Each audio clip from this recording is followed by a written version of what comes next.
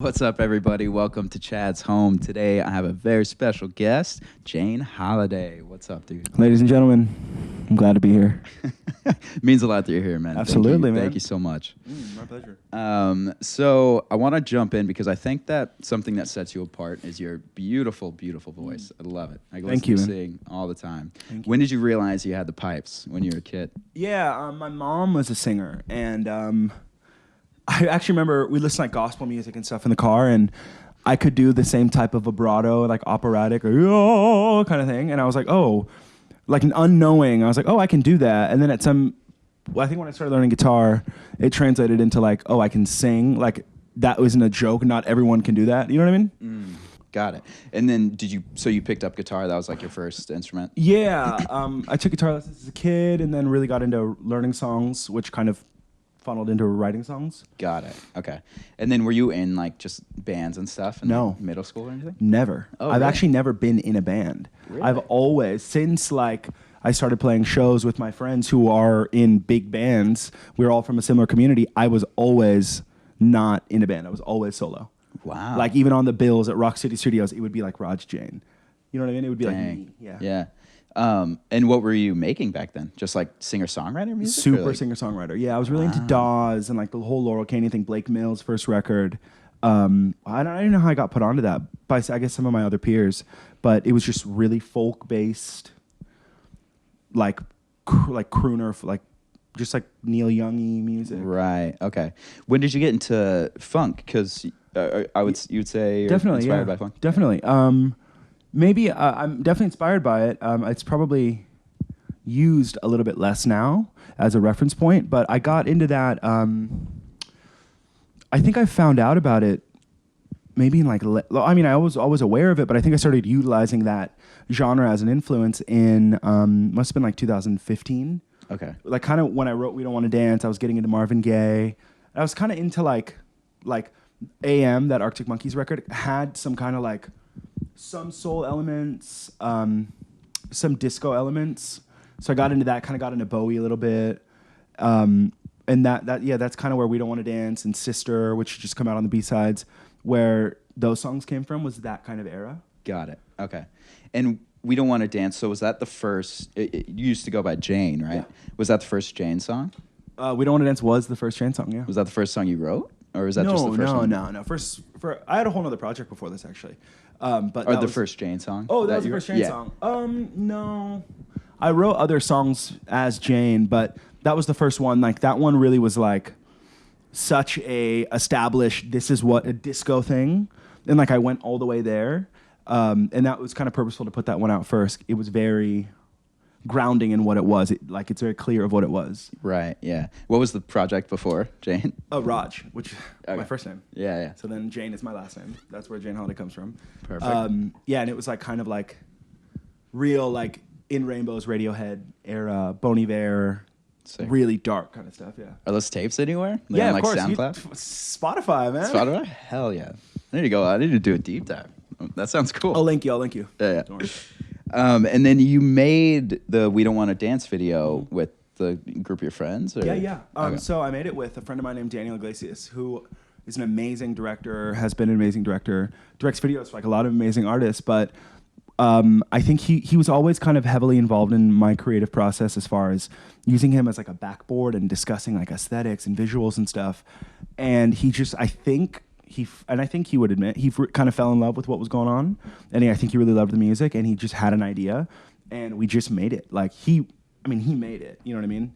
I was definitely like, this is what I see for it. You know, Yeah. this aesthetic, but I could not direct a video that's that dope. You know what I mean? Yeah. So he definitely brought something to life for sure. That's awesome. Do you still work with them, or like do you want to work with them? Yeah. I mean, I saw him the other week. I went to his house, but I mean, I haven't made a video for a little bit. And, you know, I think like, to be frank, if I'm going to, like, I feel like it's more important for me to put that money towards making more music. Right.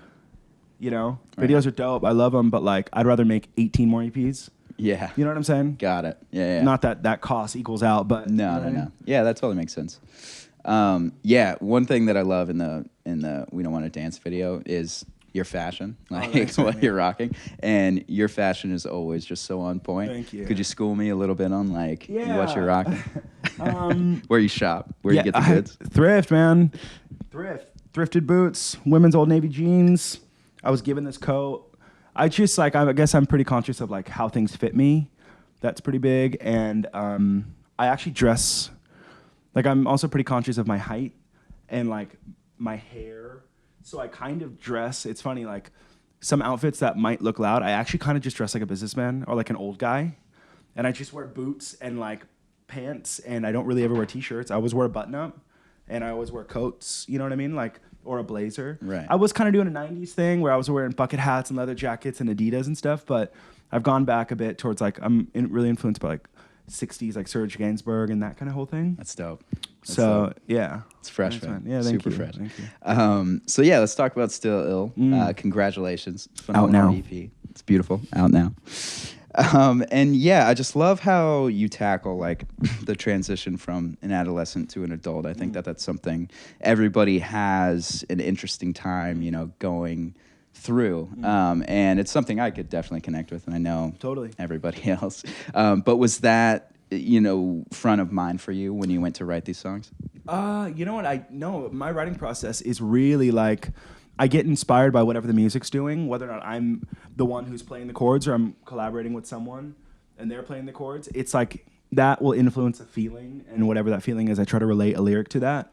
I guess that whole youth and what's it like growing out of one space in my life and into the other, that maybe that was just on my heart or is still on my heart, because that is a big focus for my writing. I think it was just because I didn't want to write love songs. You know what I mean? I don't know if there is a love song on Still Ill, because like all my old music would just be love songs. Yeah. You know, now it's like I feel like maybe it's like purposeful, or like what's my message is like it's supposed to be like universality, and it's supposed to sound like spiritual music. You know what I mean? Not necessarily religious, but spiritual. You know what I mean? Right. Like it's like, how do I say this without sounding like an asshole? Like trying to take on things that are like bigger than myself or bigger than a relationship for me. Sure. Because those songs exist, and that's super dope. And I'm sure it's maybe more helpful to people, but when I hear Bittersweet Symphony, I'm like, yes, man. Yeah. You know what I mean? That's what I'm connecting to, not like someone like you, even though it's a tune, but Right. you know what I mean? Uh-huh. Yeah. That's Yeah. awesome. I love that approach. Love Thanks, that. Yeah, one of my favorite songs, probably my favorite song, is Poster Boy. Thanks. Love it. I connect with it so hardcore because my friends are getting older. You know? Yeah, it's it's true. It's crazy. You know having what? I kids, actually it's wrote like- that song years back, but I wrote it around Thanksgiving. And that whole thing was, it was like, what did I say? Check my phone. Whatever. I can't remember the lyric, but like, it was about like everyone coming home for Thanksgiving. That was like kind of what I was thinking about. And then everyone leaves and I'm still here. Yeah. You were here, I checked my phone, and then you disappeared. Like that quickly. I just looked down and then, fuck, where'd everyone go? Right. So, yeah, that Poster Boy, coming of age too. Yeah. No, that's You great, know? man. Thanks, It's man. super Yeah, good. thank you. And then what? So you just put out the B-sides. Were those, they just didn't really like fit in the album, or like how did the EP? They didn't fit, but it's probably because like that, I'm so proud of Still Ill. To me, it's such a perfect body of work. Like what Jane Holiday's sonic palette is, from top to bottom, I think I hit each one of those. Right. Those songs on the B-sides they're cool. Yeah, sorry. Yeah, they're cool. But yeah, they're Sister, I think could have fit, because that's like one. It's not really like there's nothing really that dark on the EP, and I do like dark sounding music. Yeah. And Sister feels very late night to me. Yeah, I just thought leave them off, man. Yeah. I wrote the songs a while ago. Some of them are new, and I also I'm also glad to have like another project out. Like I'm of the mind now to just release a bunch of music. Right. I don't want to hold anything back. I don't want to be too reserved. Mm-hmm. You know, one song will connect. You know, then all the other songs, they'll just exist. Like it doesn't have to be so thought out. Got you know, and I make so much music that I just kind of want it all to be out. Yeah. You know, or I a hear you. lot of it to be out. Mm-hmm. So that's kind of where the B-sides came. We could have very easily not done it, but I want more. Yeah. I want to put out more. I want more, you know. For sure. So you're pretty prolific then when it comes to songwriting. Do you have a lot of songs that you just don't finish or that you're sitting on? You know what's funny though? Yeah, I do. But like, I feel like when you write songs, there will be like a melody that I wrote when I was like 14 that I still sing in my head, you know? That's cool. Or things like that. So there are songs that are unfinished, but they may get finished. Like, I'm not pressed to finish them because eventually they might get finished. Got it. Or they may never get finished, you know? Yeah. It's just, they exist. Right. Whether I grab onto them or not. Nice. At any point, you know what I mean? What was the newest song from Still Ill? That like the most recent that you wrote? Do you know? I don't know. The newest song from Still Ill? It's My Generation. No, Still Ill. That's B-sides. Probably Only Thing Is Love. Yeah. OTIL. Yeah, OTIL, last one. Yeah. That was probably the most It's a recent great song. closer. It's a Great closer. Great closer. I love that song, man. Yeah, It's it was beautiful. it's such a fucking good closer. Yeah. I love that song so much. That's on some like spiritual kind of thing, you know what I mean? It's like For sure. I don't know. It's supposed to be like godly without being religious, you know what I mean? Right. Yeah. Yeah. It's cool because it's like you tackle these things and you do have that experience when you listen to the music, but it's also just like so accessible and fun. Like, you know what I mean? You ride that line like so well. And I think that's what like connects with people. I don't know. That's what connects with me for sure. That's great because that's Yeah. the point. Like, we don't want to dance. It's funny. Like, that was kind of a rebuttal to like culture in like 2016. Very hip hop oriented. When I love hip hop, I'm not trying to like speak down on a genre Right. that I really love, but it was so like, everything was so the same. It was kind of like when Lorde had that one song, it's like, I don't want to put my hands in the air or whatever. Right. My whole thing was, I don't want to dance. Like, I don't want to be in a club. It was supposed to be kind of like a Morrissey, like anti-dance song. Yeah. You know what I mean? Right. That like juxtaposition of like Yeah, the two. kind of lonery, but like but the music's so upbeat, you know? Yeah. So That's great. I lost my train of thought where I was going with No. that. Yeah. By the way, the person that we just talked to off camera is manager extraordinaire Mark Nicholas. What is the biggest difference for you now that you have a team versus when you were just doing everything on your own? What's like the biggest weight off your shoulders? I was just arguing way more. Nah.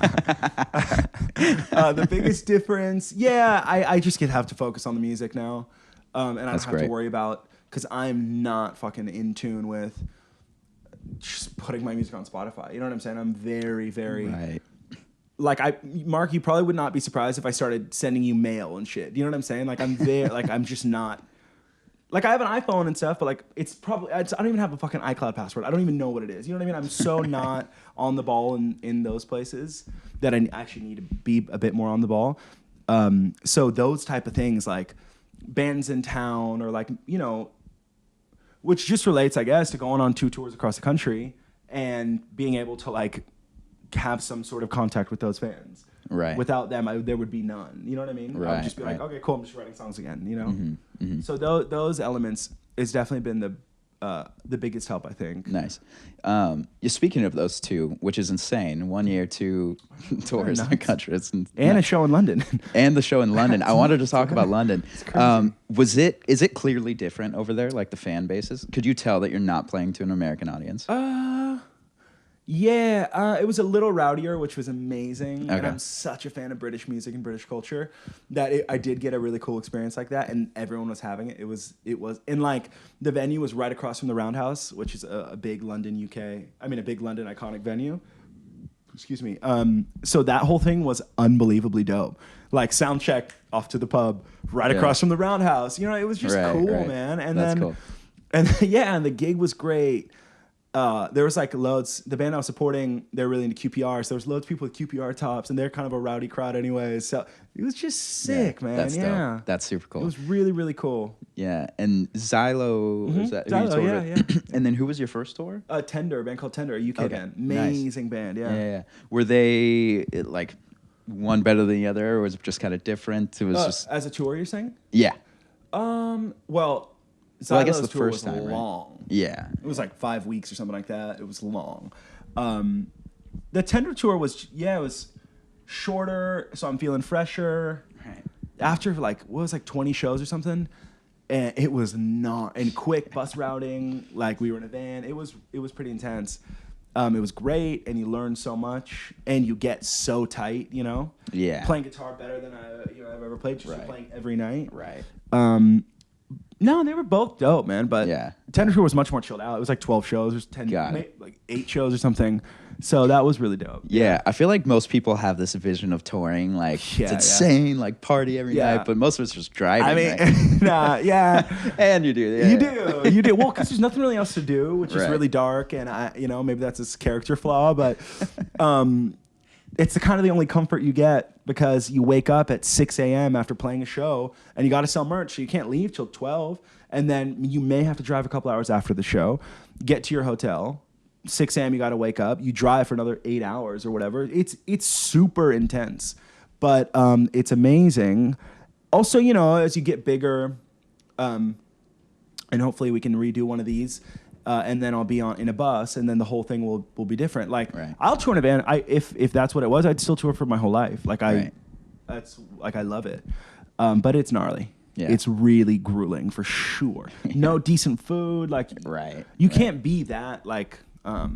That focus to be able to even find like good restaurants because you got to get to the next venue, it is it's tough. And then I want to talk about your songwriting because you're a great songwriter on top of just making music for Jane Holiday and your own project. I know that you also lend a hand for other projects as well. Do you like songwriting for other people? Just kind of like flexing the muscle? Yeah, exactly. It's like I really love it. I mean, I would imagine it's like a chef who cooks in different cuisines. It's like I prefer listening to a certain genre or representing myself based upon or like through a certain genre, but I still love doing pop music. Yeah. I still love doing hip hop music. Like EDM stuff I do a lot. So I really like a lot of that. Yeah. Nice. What makes like a good like songwriting day with other people? Like, do you just walk into a room and say, all right, cool. Sometimes you don't even know the people. Yeah. Really? There, like I always feel like there has to be one person running the session, running the show.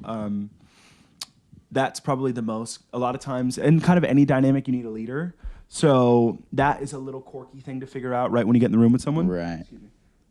But listen, like Poster Boy, that song came in like my friend's, like studio apartment in NoHo. So my point is, it's not like a studio or anything like that. That doesn't matter. Actually, funny enough, a lot of times when you're in like big glam studios, it's like there's almost like a pressure around that whole thing that nothing really that good comes, nothing that honest comes. Right. I prefer to actually work in like people's like more intimate spaces. Yeah. And definitely a leader or just a really dope producer. That makes the job so much easier. That's cool. So just want to talk about like a couple of your highlights because it's pretty insane. Yeah, this year was crazy. Yeah, it's been nuts, man. It's been a wild. 2019 was wild. Playing the Troubadour, which is like the best venue in LA. Yeah.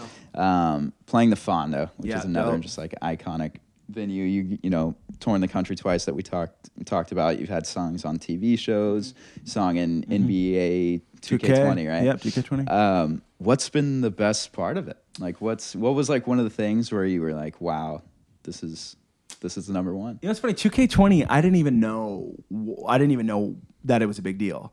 You know what I'm saying? I didn't know, like, my YouTube has gone crazy because of 2K20. Like, I didn't know there was a culture around it. Yeah. And we were in Philly on tour a couple days off, I think day before my birthday, and the flyer came out, and it was like Drake, Billie Eilish, Post Malone, like massive artists, and then Jen Holiday. I was like, oh my, because, that was the first time I ever saw my name associated with artists like that on such like a legit platform. You know what I mean? That was dope. Definitely not the coolest thing that happened. London was probably the coolest thing that happened. London. That was just so dope, yeah. You know what? The Voice was really cool. I got to sync for The Voice for one of my songs that's on the B-Sides project called My Generation.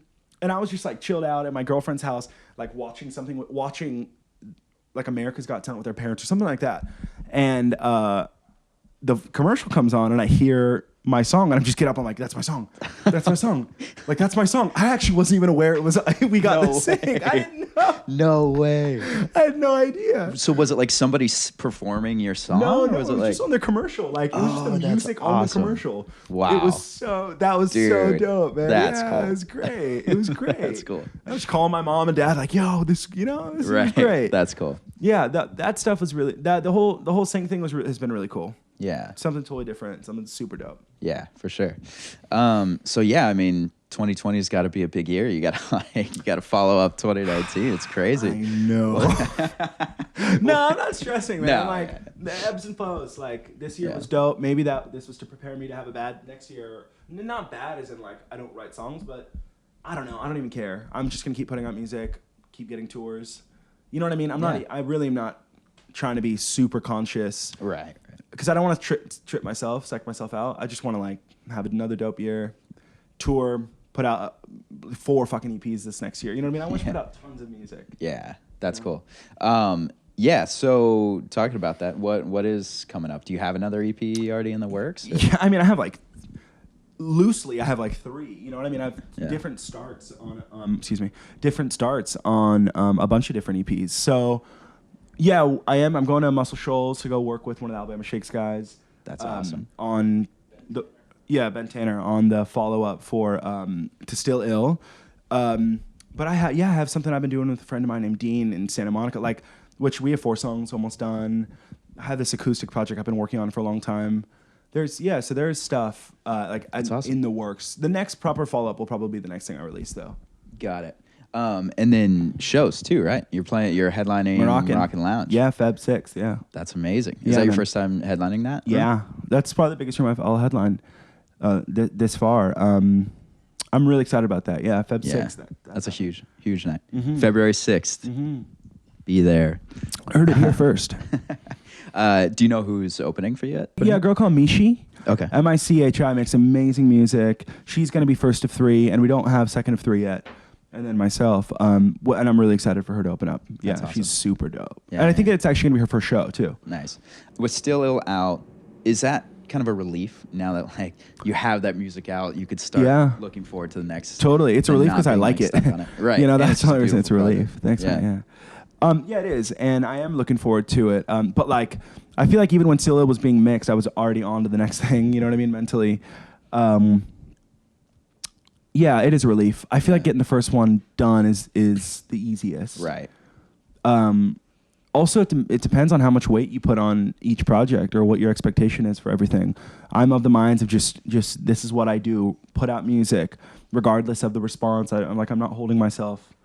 If no one listens to it, I'd still be cool. It doesn't matter. The songs exist. That's all that matters. Yeah. That's amazing, man. Thanks, yeah. And then one last thing I wanted to touch on, which is coming up. It's like a wild honey pie dinner. What's going Wild on honey with that? pie. It's a dope blog, and they throw events. They throw dinners, and we're going to be playing at one. I'm going to be playing at one. Do we know when? It's in March. March, yeah. Yeah, like sick bands have played. I think KG Elephant's done it. Haim's done it. Sick. Yeah, it's cool. I'm actually really, really looking forward to that. I haven't done something like that yet. So Yeah. That's that'll be rad, really dude. dope, yeah. Damn, so you're already like looking ahead into 2020. Totally, You're already yeah, scheduling out. totally. You're good. Yeah, Totally, yeah. That's awesome, dude. Well, yeah, it really means a lot that you're here still. Of course, It's man. just My such pleasure. a great project. Thank you. Listen to it now. Thank you. I'll be at the Moroccan. I'll see you then. It's going to be awesome. Yeah, man. Do you have any just like shout outs or anything else you wanted to mention before we got into the music? No, that was it. Yeah. Sweet. Thank you for Awesome. having me. Yeah, of course, dude. Oh, yeah. My Instagram. Yeah. I'll link all the socials down below, but Cool. it's It's at the Jane Holiday on every platform. sweet. Twitter, all that good stuff. Yeah. What's your favorite social media? Twitter by Dude, far. Twitter's the I best. love Twitter, man. It is Twitter's the best. shit. Yeah, It I is love the Twitter. best. Yeah, 100%. Yeah, man. Cool. Well, stay tuned. We'll get into some music right now. And thank you so much again, Jane Holiday. Appreciate it, man. Thank you, man. Hey, my name's Jane Holiday, and the song's called Feature Retro Super Soul.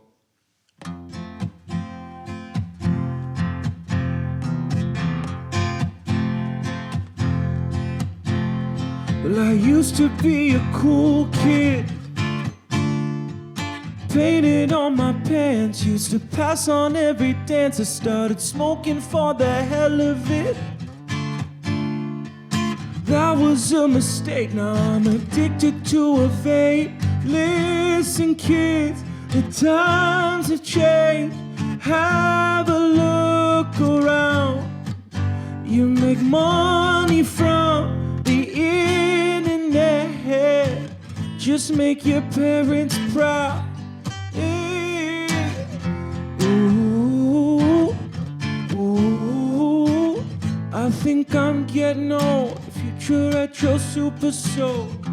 Ooh, ooh, guess this is how it goes. The future retro super soul.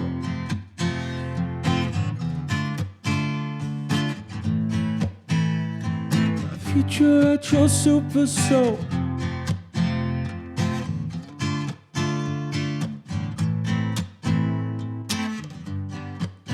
And now my friends, they never hit my cell.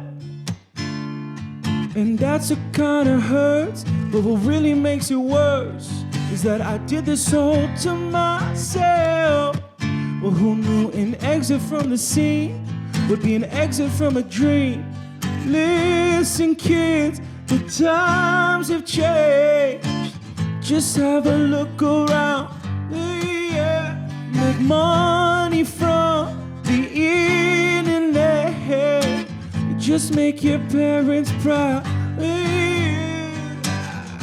Ooh, ooh, I think I'm getting old. Future retro super soul. I guess this is how it goes.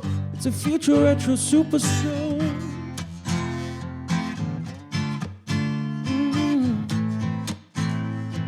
A future retro super soul.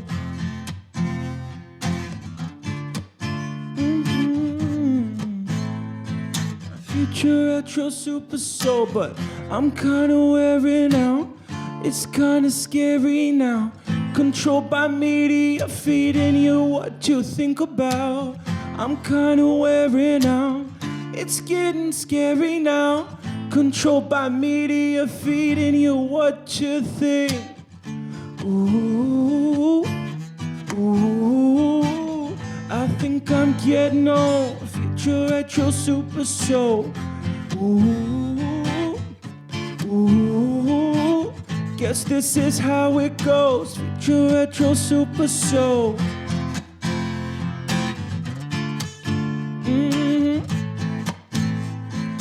Future retro super soul.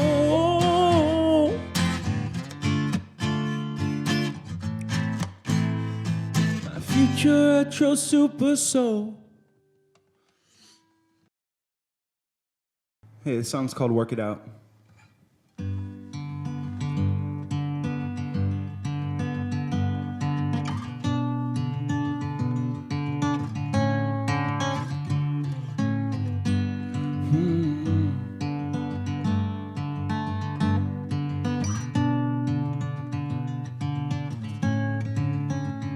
Well, you say you're ugly,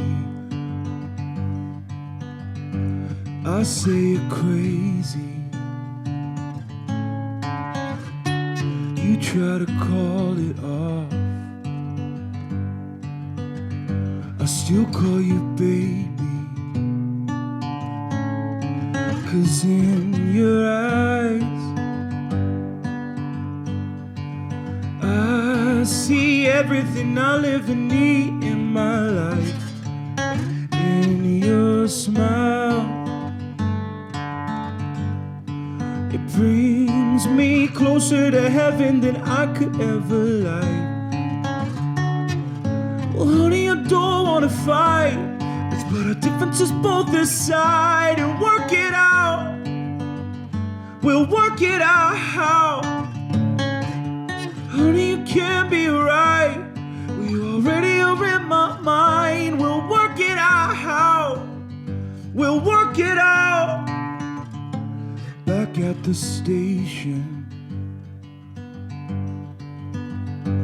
I see you walking really slow, with no hesitation.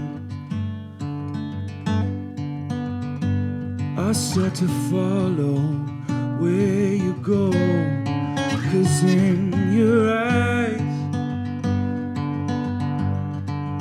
I see everything I'll ever need in my life. In your smile, it brings me closer to heaven than I can ever lie. Yeah. Well, honey, I don't wanna fight. Let's put our differences both aside and we'll work it out. We'll work it out. Honey, you can't be right. You already are in my mind. We'll work it out. We'll work it out. Just don't waste my time.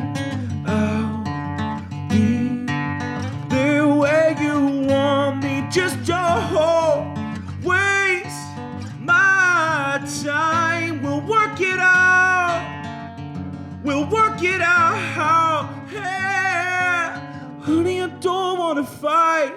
Let's put our differences both aside and we'll work it out. We'll work it out. Honey, you can't be right, but you already are in my mind. We'll work it out. We'll work it out. Thank you. The song's called We Don't Want to Dance. It's a coming of age in a beautiful phase of Hollywood, where every day is another page from a picture book. Like a magazine full of beauty queens misunderstood. I'm moving on. I'm getting sick of the sound. The club is far too loud, so I'm out the door. I'm gonna hit the streets. Are you coming with me? I know you're trying to score. It's such a beautiful sight that like a million lights you couldn't ask for more. I'm moving on. Hey, yeah. It's 'cause we don't wanna dance. We don't wanna get down. Oh, but we don't wanna dance. We don't even wanna be out. It's such a crazy style, really took a while to be cool with us. 'Cause when you're 22 and you're making moves, being out's a must. I'm getting out of the scene like all the Kennedys from all the cameras. I'm moving on. Hey, it's 'cause we don't wanna dance. We don't wanna get down. But we don't wanna dance. We don't even wanna be out. Oh, we don't wanna dance. We don't wanna get down. Oh yeah. 'Cause we don't wanna dance. We don't even wanna be out. Thank you.